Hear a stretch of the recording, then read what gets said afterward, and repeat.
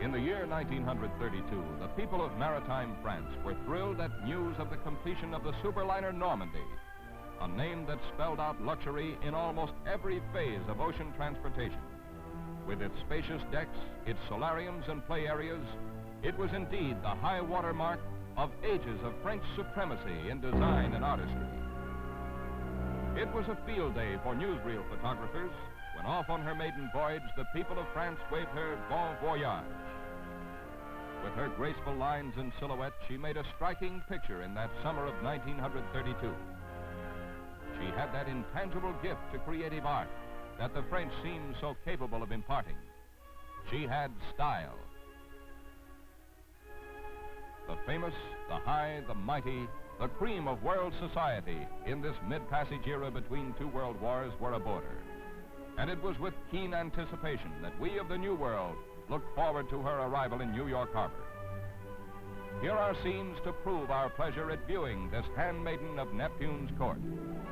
Then the war years swept in and put an end to the crowded Atlantic crossings, leaving her fate undecided until the alliance of a Vichy government with Nazi Germany.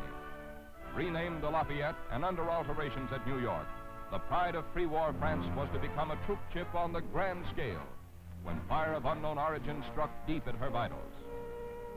Smoldering, she made a sad picture indeed, as at dockside the search for the origin of the insidious flames went forward. Through endless hours, as portion after portion of the doomed ship was given up to the consuming flames, the newsreel camera kept up its watch.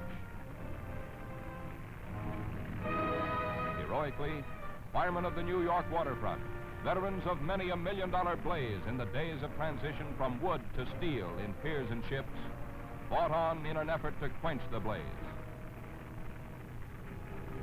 The battle had its casualties.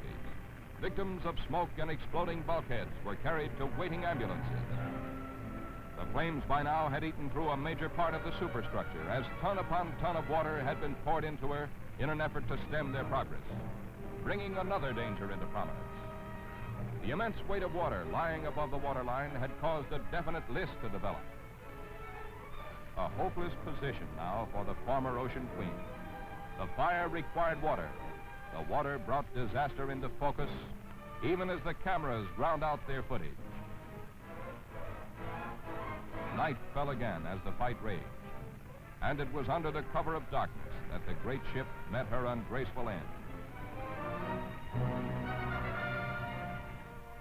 Daylight and newsreel photographers recorded the hapless scenes as the pride of the French merchant marine lay useless and abandoned at the pier from which so many light-hearted transatlantic passengers had so gaily boarded her on their way to the gay shores of La Belle France.